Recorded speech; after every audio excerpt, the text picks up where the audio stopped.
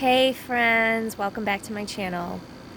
So I've been thinking about it for the last couple of days, like what kind of content I could talk about, and since what I know most is what I do, and that's mom and motherhood and being a housewife and homeschooling, I'll talk about topics that revolve around those things. So today I thought I would jump in and talk about some this issue, I guess, that we've been dealing with for the last couple of years, probably maybe even 3 or 4.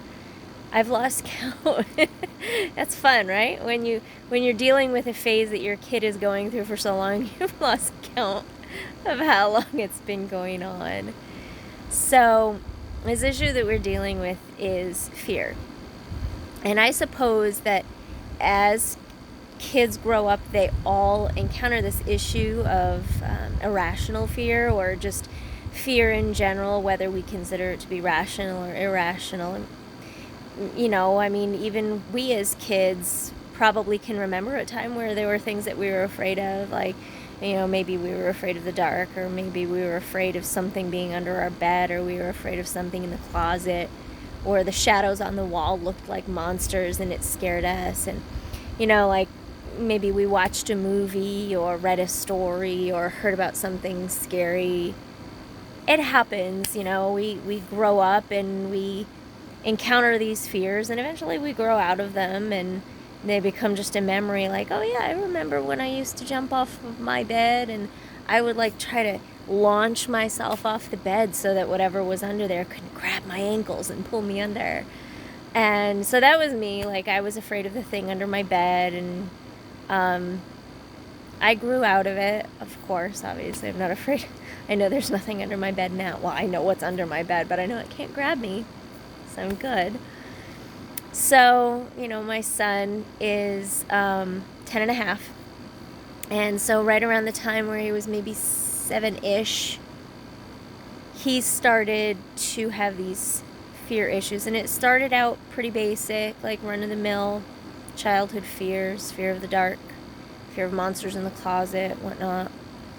And we started to become very careful about what sort of things we let him watch or read about or talked about, because it was starting to affect his ability to go to sleep at night.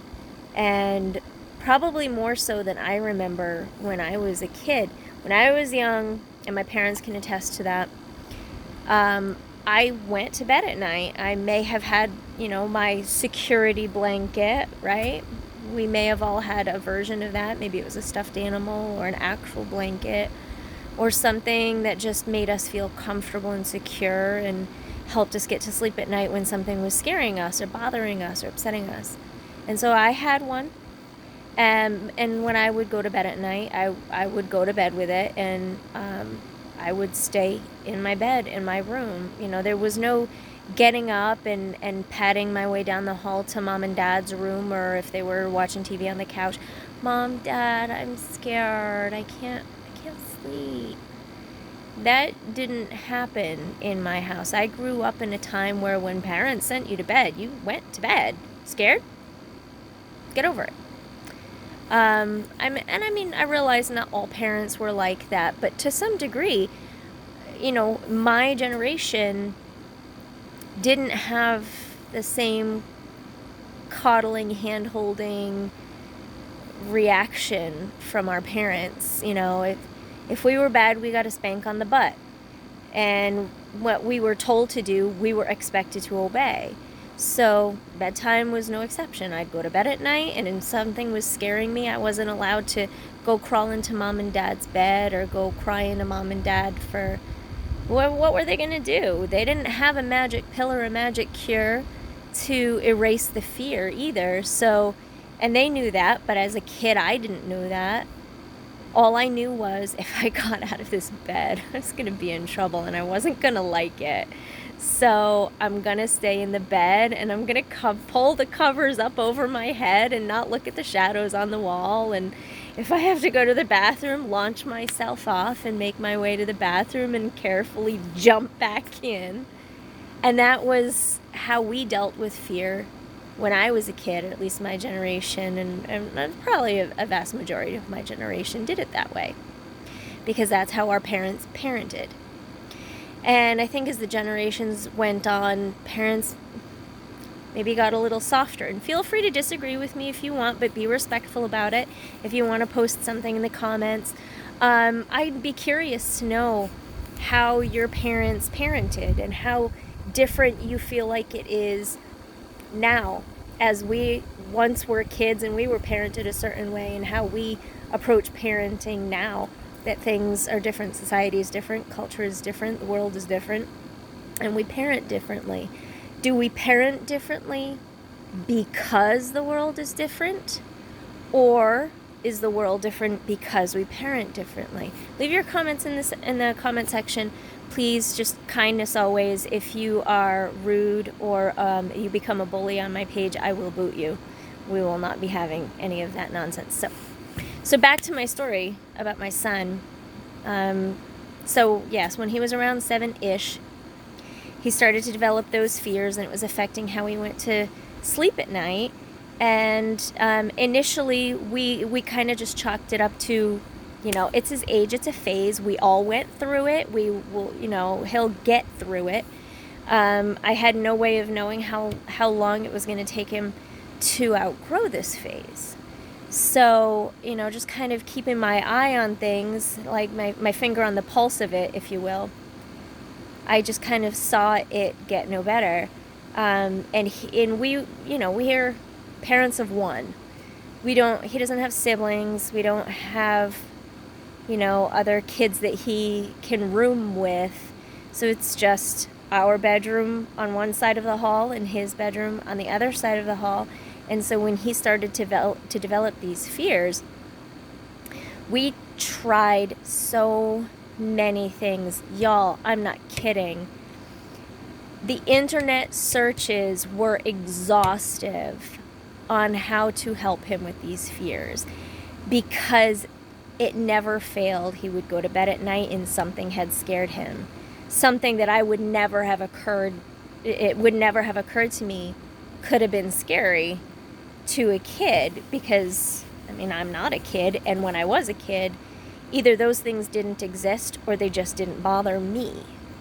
So, I expected fear of the dark. Okay, nightlight, check. Fear of monsters in the closet. Okay, let's open the closet and shine a flashlight in there. Nothing in there, check.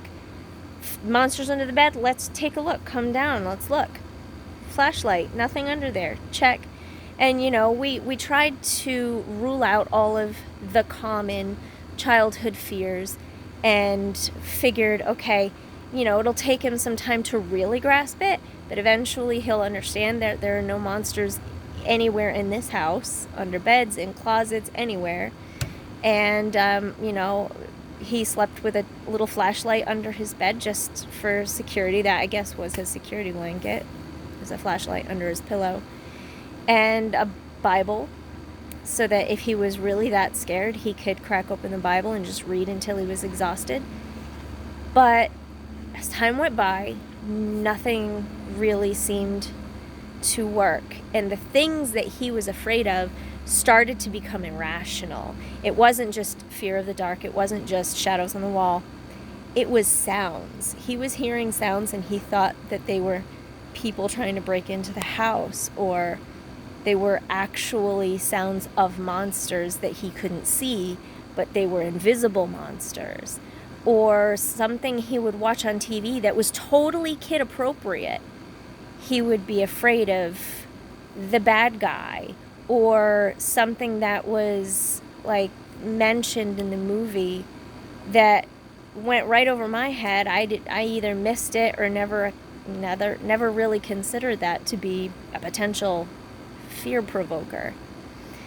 And so night after night, week after week, months went by, and now years, and he still has some of these irrational fears. He still has the lights in his room.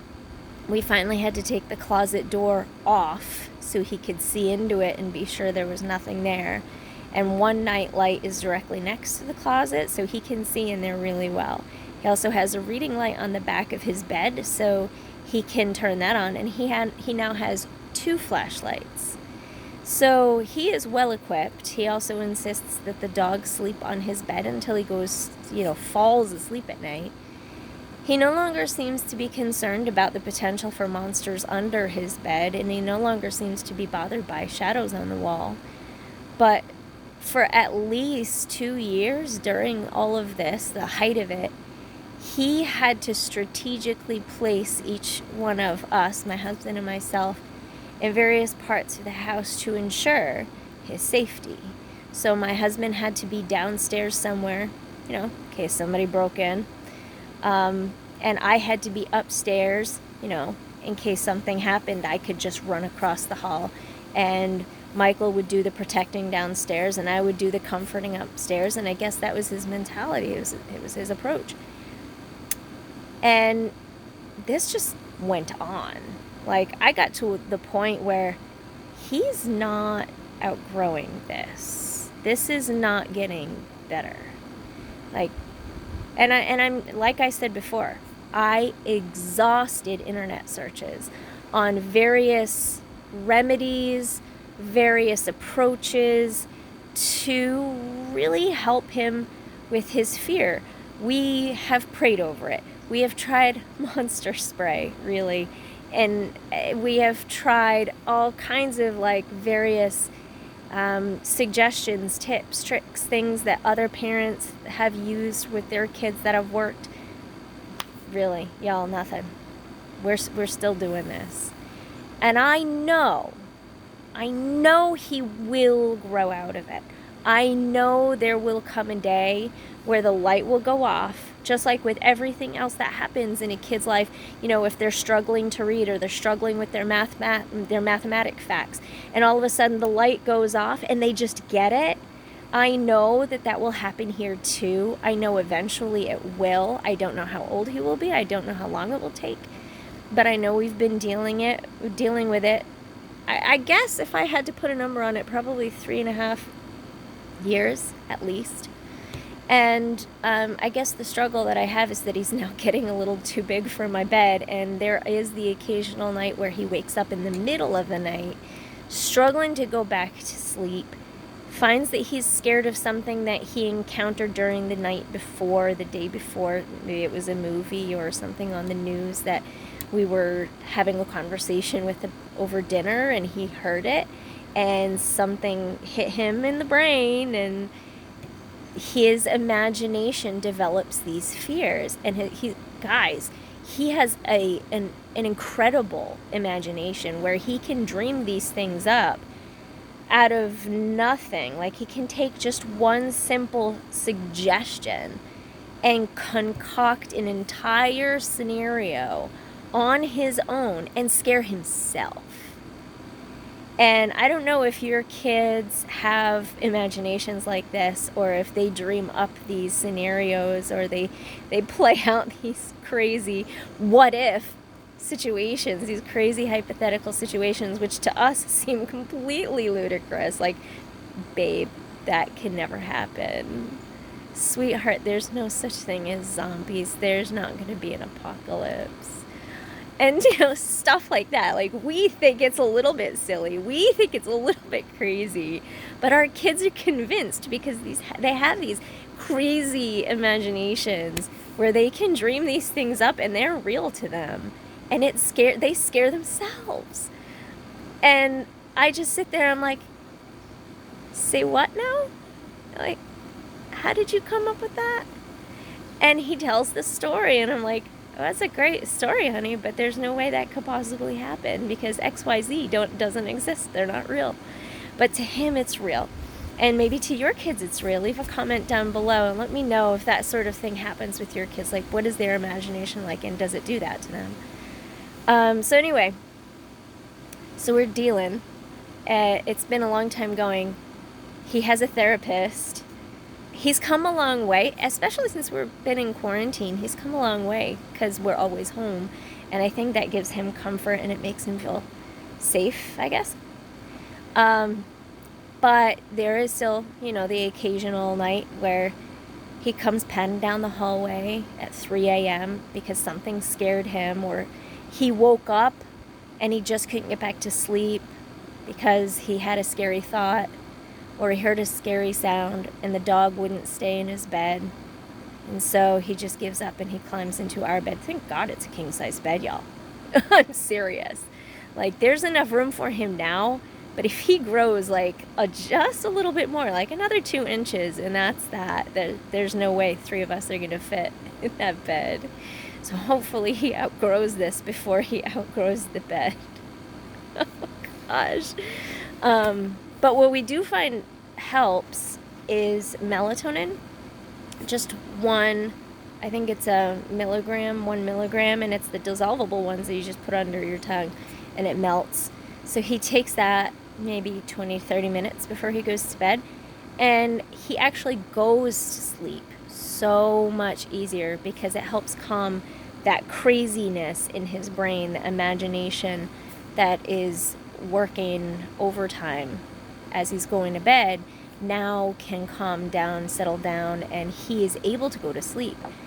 The issue is, if he wakes up in the middle of the night, I can't give him another one. I don't really know how much is too much, but I don't want to take a chance in giving him too much because it can have adverse effects. So, and again, put down in the comments below if you have experience with melatonin, and if you have experience with your kids having sleep issues because of fear or just general insomnia. What causes it in your child, and how did you deal with it? Do you have experience with melatonin? Has your doctor recommended it at a specific dose? Is it based on age? Because I've taken melatonin, and my doctor has told me that 5 milligrams or micrograms, I don't know, 5, is enough most of the time. But if I find that I'm still having issues going to sleep, I can take up to 10. I'm not going to give my child 10. And the doctor specifically said that 5 is too much for a child of his age, weight, maturity. I don't know. I haven't asked in the last year. The last time I spoke to his doctor about it was at his 9-year checkup. So I didn't ask again at the 10-year checkup because we seem to have made pretty good progress. But as he gets older, I would like to see him outgrow it and not need the melatonin anymore. And I would very much love to just have him feel comfortable and safe at all times in his home and not worry about things that, to me as a parent, and maybe to you, seem irrational to be afraid of, like zombies.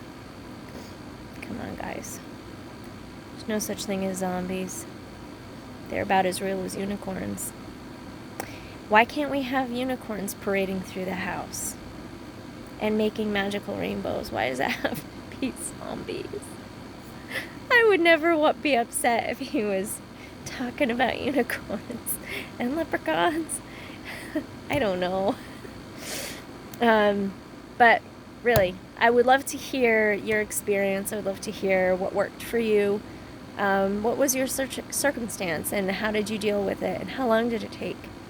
Do you have a child maybe that is as old as 10 and a half going on 11 that still has fears, especially crazy irrational ones that are no longer just the dark or monsters in the closet, but bigger things that, maybe you never experienced as a kid? I'd love to hear your story, or love to hear your situation, and maybe we can learn something from each other. That's why I'm doing this. Maybe somebody can learn something from one of your comments, or maybe we can just lean on each other and support each other and say it's okay, he'll outgrow it, she'll outgrow it, it's not going to be forever. So yeah, let's share, let's talk, let's start a conversation, let's see what you've got to say about it. Thanks guys for checking out my channel today. I hope you have a super awesome and super blessed day. Bye.